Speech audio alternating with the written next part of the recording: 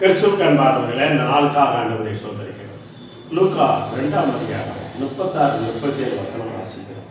தேவப்பிள்ளைக்கு 36-37 இங்க அண்ணாளுங்கிற ஒரு தாயார் புருஷனோட 7 வருஷம் தான் வாழ்ந்திருக்கிறாங்க. அதுக்கப்புறம் தேவனுடைய ஆலயத்தில் ஜெபிக்கிறதும் அவள் ஆராதிக்கலும் தீர்க்கதரிசனம் சொல்லுகிறோம்.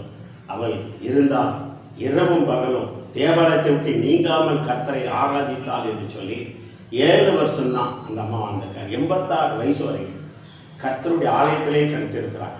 தேவ பிள்ளைகளுக்கு இஸ்ரவேலுடைய ரட்சிப்புக்காக அநேகமான மக்களுக்காக தேவனை துதித்து ஆராதித்து ஜெபம் பண்ணி கொண்டிருந்தாள் என்று சொல்லி இந்த அண்ணாளை பொறுத்து லூக்கா 2ஆம் அதிகாரத்தை வாசிக்கிறோம். அந்த வார்த்தை கேட்டுக்கொண்டிருக்கிறது எங்களுடைய பிள்ளைங்க. எத்தனை பேர் 7 வருஷம் தான் அந்த அம்மா வாழ்ந்துருக்கிறாங்க. அதுக்கப்புறம் எனக்கு குடும்ப வாழ்க்கை வேண்டாம், நான் கர்த்தரை ஆராதிக்கிறேன், ஆண்டவருக்கு ஊழியம் செய்கிறேன்னு சொல்லி தீர்க்கதரிசியாக இருந்து அநேக ஜனங்களை விசாரித்து அநேக ஜனங்களுக்காக ஜெபம் செய்து இஸ்ரவேல் ரட்சிப்புக்காக ஜெபம் செய்து இஸ்ரவேல் விடுதலைக்காக ஜெபம் செய்து அநேக மக்களுக்காக ஜெபம் செய்து வாழ்ந்து கடைசி வரைக்கும் 86 வயசு வரைக்கும் வாழ்ந்து அந்த அம்மா தேவ சமூகத்தில் போய் சேர்ந்துக்கிட்டாங்க. எனக்கு அருமையான கேட்டுக்கொண்டு இருக்கிற அருமையான தாயாரே, எத்தனை பேர் விதவைகள் இருக்கிறீங்க. கணவன் செத்துட்டான்னு சொன்னேன், தேவப்பிள்ளை செருவில் வேற கல்யாணம் முடிச்சுக்கிட்டாங்க. இல்லைன்னா என்ன பண்ணுறீங்க? தேவப்பிள்ளை உனக்கு வருகிற சோதனை நீ என்ன பண்ணி கொண்டு இருக்கிறாய்? உன்னோடக்கு ஆண்டவர் ஆலயத்தை உன் கிராமத்தில் கொடுத்துருக்கிறார். இரவும் பகலும் தேவ சமூகத்தில் நீ காத்து கர்த்தரை ஆராதிக்கிறாயா? கர்த்தரை துதிக்கிறாயா? கர்த்தருக்காக தேவ மக்களுடைய ரட்சிப்புக்காக ஜெபிக்கிறாயா? என்ன பண்ணி கொண்டு இருக்கிறார்? இந்த தாயாரை பாருங்கள். அதனாலதான் அந்த தாயாருடைய பேர் இந்த வேத புஸ்தகத்தில் எழுதப்பட்டு இருக்கிறது. தேவ பிள்ளைங்க சோம்பரியாக தெருவில் இருந்து கதை பேசுறது, டிவி பார்க்கறது, செல்ல நோன்றது, நீ இது செய்ய வேண்டிய காரியங்கள் இல்லை. அதுக்கு ஒவ்வொரு சமயம் இருக்கிறது. பாக்கி நேரங்களில் நீ இருக்க நேரம் கிடைக்க உனக்கு கிடைக்க கொஞ்சம் நேரத்தையும் இது என்ன பண்ண பயன்படுது. இந்த கொஞ்ச நாளையாவது நீ தேவனுக்காக பயன்படுத்தி இதுக்கு முன்னால நீ எப்படி வாழ்ந்தாயோ, அருமையான தாயாரே சகோதரி எப்படி வாழ்ந்தாயோ, இந்த பெண்ணை போல அருமையான தாயாரை போல 7 வருஷம் தான் வாழ்ந்தாங்க.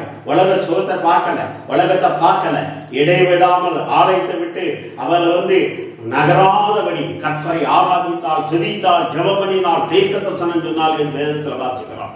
அநேக ஜனங்கள் ரட்சிப்புக்காக ஜெபம் பண்ணினால் என்று பார்க்கிறோம். தேவப்பிள்ளையே, அதே போல நீனும் உனக்கு நேரம் கிடைக்கிறதுலாம் தேவாலயத்தை ஆண்டவர் கொடுத்திருக்கிறார். கர்த்தரை ஆராதிக்கும் துதிக்குதுப்பா. உடனே தீர்க்கதரிசன வரங்களை ஆண்டவர் கொடுக்க மாட்டா, உடனே கிருபை கொடுக்க மாட்டா. கர்த்தரை துதிக்கலையும் ஜெபிக்கலையும் ஆராதனை பண்ணும் தேவாலயத்தை விட்டு நீங்காதபடி நேரம் கிடைக்கும் போதெல்லாம் தேவாலயத்தை விட்டு நீங்காதபடி கர்த்தரை ஆராய்க்கும் பொழுது தேவனுடைய வார்த்தை உனக்கு வெளிப்படும், மறைப்பொருள் வெளிப்படும், தீர்க்கதரிசன காரியங்கள் வெளிப்படும். ஊர் கதை, வெட்டி கதை, தேவையில்லாத காரியங்கள் இடவிடாதபடி நீ கர்த்தரை ஆராதிக்கும் பொழுது, கர்த்தரை துதிக்கும் பொழுது தேவ பிள்ளைக்கு ஆண்டவர் ஒன்னை தேவ பிள்ளையே இந்த வேத புஸ்தகத்தில் எப்படி அண்ணாளுங்கிற அருமையான பேர் இடப்பட்டது அதே போல தேவ புஸ்தகத்தில் ஆண்டவர் எழுதுவார். தேவ பிள்ளைங்க உன் வாழ்க்கையை வீணடிக்காத, நேரத்தை வீணடிக்காத. நேரம் கிடைக்க போதெல்லாம் தேவ சமூகத்தில் இரு, தேவனை நோக்கி கூப்பிடு.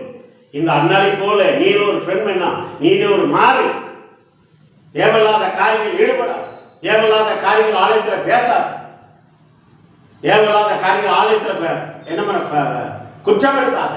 உன் வேலை என்ன பண்ண? ஆராதிக்கிற வேலை, துதிக்கிற வேலை, இடைவிடாமல் ஆண்டவரை மகிமைப்படுத்துகிற வேலை. ரட்சிப்புக்காக இந்த மக்கள் ரட்சிக்கப்படணும்னு சொல்லி இந்த அண்ணாளம்மா ஜெபம் பண்ணாங்க. இஸ்ரவேலுடைய ரட்சிப்புக்காக ஜெபம் பண்ணாங்க.